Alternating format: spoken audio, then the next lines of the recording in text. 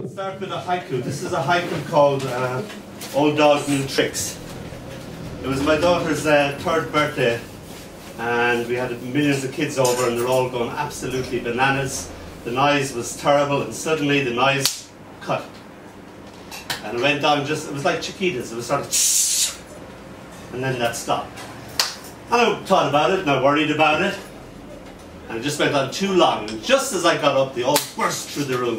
And they basically said this haiku. It's called Old Dogs, New Tricks.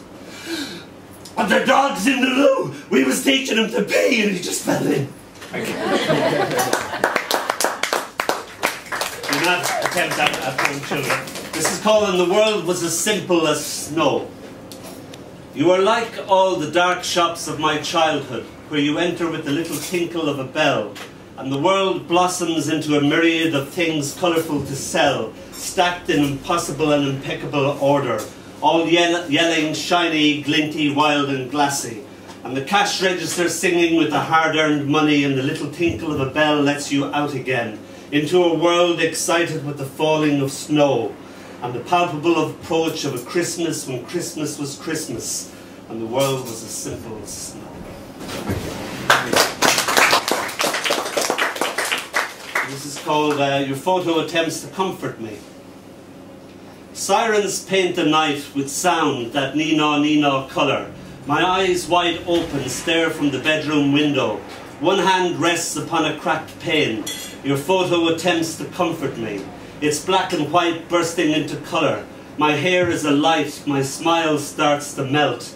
I try to wave, but you can't see me. Smoke slithers from room to frightened room. Tongues of flame flicker at the bedspread. Fire creeps up curtains. A chair cries out in fear. Fire roars with laughter. My head cracks open. An eye rests upon my palm. Glassy and bluely unafraid. You cry for me, struggle in the fireman's arms. Dolly! Dolly! The night is so dark. Okay. One of my favourite pastimes is kissing Jan.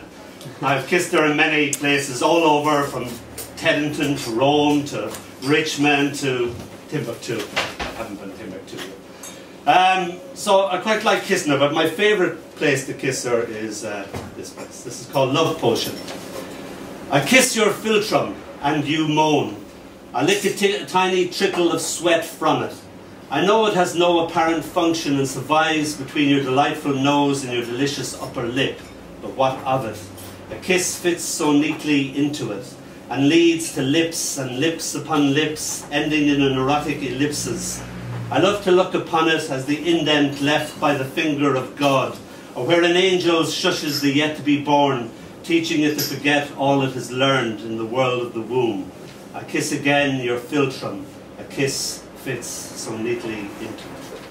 Thank you.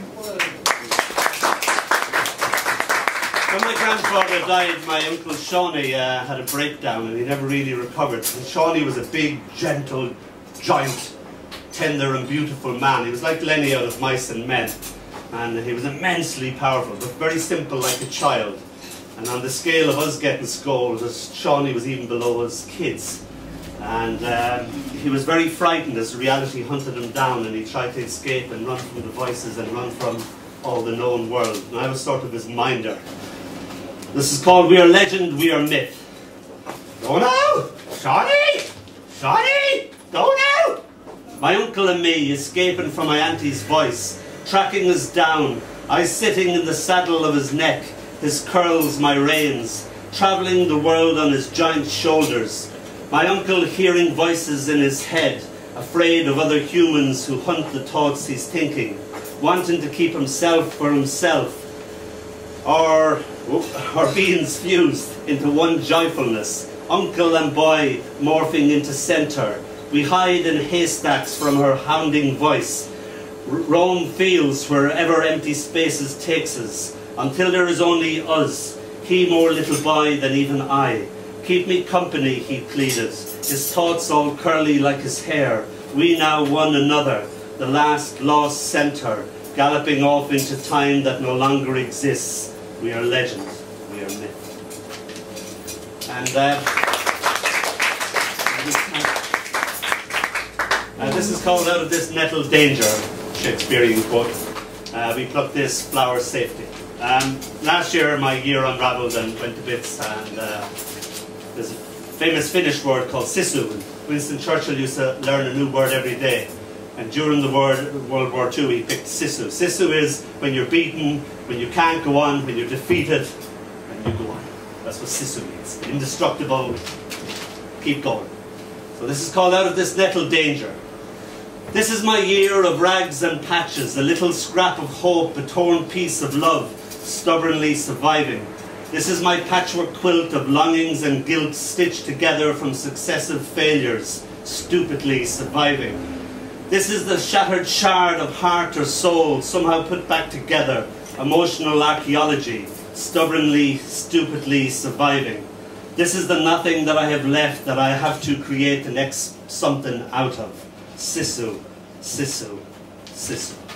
And I'll end with this one called Woman's Work. I had a very beautiful friend, and she married this brute of a man. And he was like a big hog. He used to hang around in his underpants all day, scratching his balls, drinking Heinekens, and she used to work, come home, and do everything. And whenever I came to visit, she says, he scratched his balls and said, she's in there doing woman's work. And I went in, and this is called Woman's Work. She kneels in the pool of her billowing blue skirt. Sunlight smiles upon her, taking out a heavy breast, already the milk weeping for its baby, eager for its feeding, the reassurance of a bosom. She kneels in the pool of her billowing blue skirt, held tenderly in a shaft of sunlight, nothing but love inhabiting the space between the dancing dust motes. This her woman's work. Thank you.